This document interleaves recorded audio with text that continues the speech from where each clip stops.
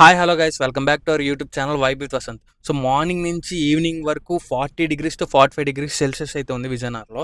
So అలాంటిది నేను morning నుంచి ఆఫ్టర్నూన్ వరకు ఈవినింగ్ వరకు కూడా నేనైతే ఏసీలో అయితే కూర్చున్నాను అనమాట. ఈవినింగ్ వచ్చి వ్లాగ్స్ అయితే రికార్డ్ చేస్తున్నా. సో అలాంటిది ఈ ఎండకే మనం తట్టుకోలేము. కానీ వైజాగ్లో జరిగిన యాక్సిడెంట్ కోసం విన్న వెంటనే నాకైతే చాలా బాధ అనిపించింది. ఫ్రెండ్స్, June 8న వైజాగ్ స్టీల్ ప్లాంట్లో చాలా పెద్ద యాక్సిడెంట్ అయితే జరిగింది. సో June 8 అంటే ఈ రోజు నేను ఈ వీడియో రికార్డ్ చేసిన టైం వచ్చేసి ఈరోజు 9th అనమాట. ఈవినింగ్ 7:30 అవుతుంది. సో అయితే నిన్న ఈ వీడియో అనేది మీకు రేపు మధ్యాహ్నం అయితే వస్తుంది అనమాట. సో అయితే June 8న యాక్సిడెంట్ స్టీల్ ప్లాంట్లో అయింది. సో ఎలా జరిగింది, ఏం జరిగింది అనేది అయితే నేను కొంచెం ఇన్ఫర్మేషన్ అయితే గ్యాదర్ చేశాను. సో రిపోర్ట్స్ ప్రకారం స్టీల్ మెల్టింగ్ వర్క్షాప్లో కాస్టింగ్ ప్రాసెస్ జరుగుతున్న టైంలో ఒక సడన్ ఎక్స్ప్లోజన్ అయితే జరిగింది.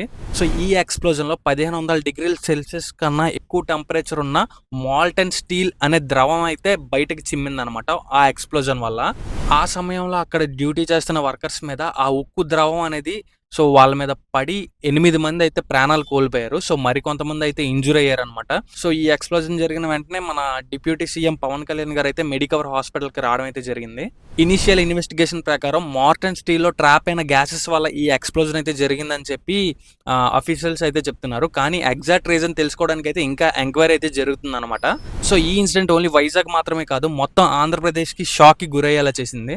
ఈ ఇన్సిడెంట్ సేఫ్టీ అనేది ఎంత ఇంపార్టెంటో మళ్ళీ అందరికీ అర్థమైంది. ఇండస్ట్రియల్ ఏరియాస్లో సేఫ్టీ ప్రోటోకాల్స్ అనేది ఇంకా స్ట్రిక్ట్గా ఫాలో అవ్వాల్సిన అవసరం అయితే ఉంది. సో ఇన్సిడెంట్లో జరిగిన కొన్ని విజువల్స్ అయితే నేను మీకు ప్లే చేస్తున్నాను.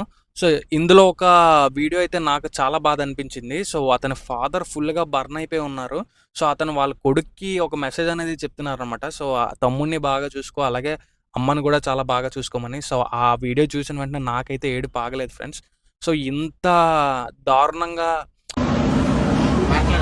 వర్మ తమ్ముడి ముందు ఎప్పుడు చిరాకు పడకే, తమ్ముడిని బాగా చేపించరా, నువ్వు కూడా బాగా చేసినా, అమ్మని బాగా చూసుకుంటే ఉంటాడు.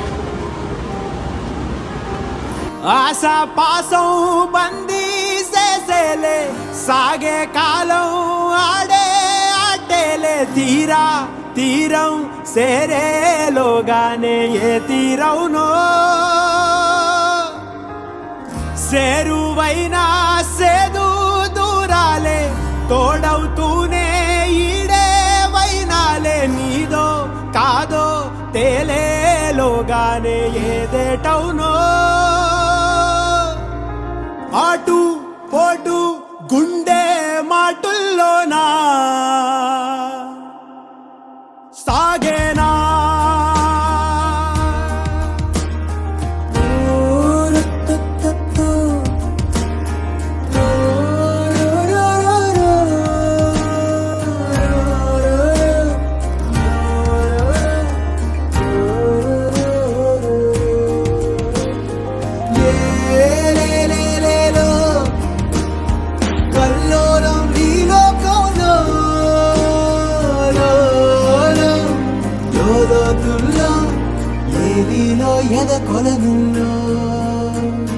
నిండుకున్న వేళ మబ్బు కమ్ముకొచ్చి సింహ సీకటల్లిపోతుంటే నీ గమ్యం గందరగోళం, దిక్కు తోచకుండా తల్లడిల్లిపోతూ పల్లటిల్లిపోయి నీ ఉంటే తీరే నాని ఆరాటం. ఏ హేతువు నుదుటి రాతల్ని మార్చిందో నిశితంగా తెలిసేదెలా, రేపేటవునో తేలాలంటే నీ ఉనికి ఉండాలిగా. ఓ అటు పోటు గుండె మాటుల్లోనా సాగేనా ఆశాపాసం బందీ. మాల్టన్ స్టీల్ అదే ఉక్కు ద్రవం అనేది కన్వేయర్ బెల్ట్ మీద పాస్ అవుతుండగా, సో అదే టైంలో మన వర్కర్స్ 8 మంది కూడా టీ తాగడానికి అయితే వెళ్తున్నారంట. సో అదే టైంలో బ్లాస్ట్ అనేది జరిగిందనమాట.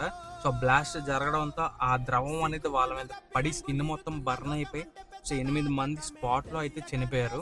సో ఈ విషయం మనందరికి చాలా బాధ అయితే కలిగిస్తుంది. మకాలు అన్ని పక్క దారి బట్టి పోతుంటే కంచికి నీ కదలే దూరం, నీ చేతుల్లో ఉంది చేతల్లో చూపించి ఎదురేగి సాగాలిగా, రేపేటవునో తేలాలంటే నువ్వెదురు చూడాలిగా. ఓ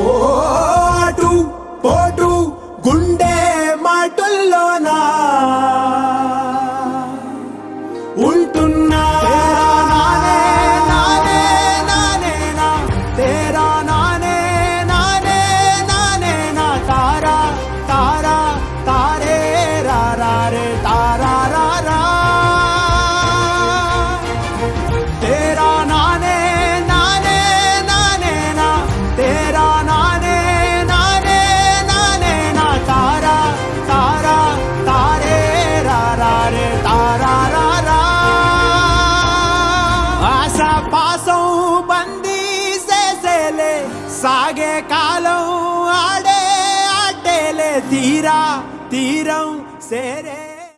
ఇంజూర్ అయిన వర్కర్స్ అందరూ తొందరగా రికవరీ అవ్వాలని అయితే కోరుకుందాం.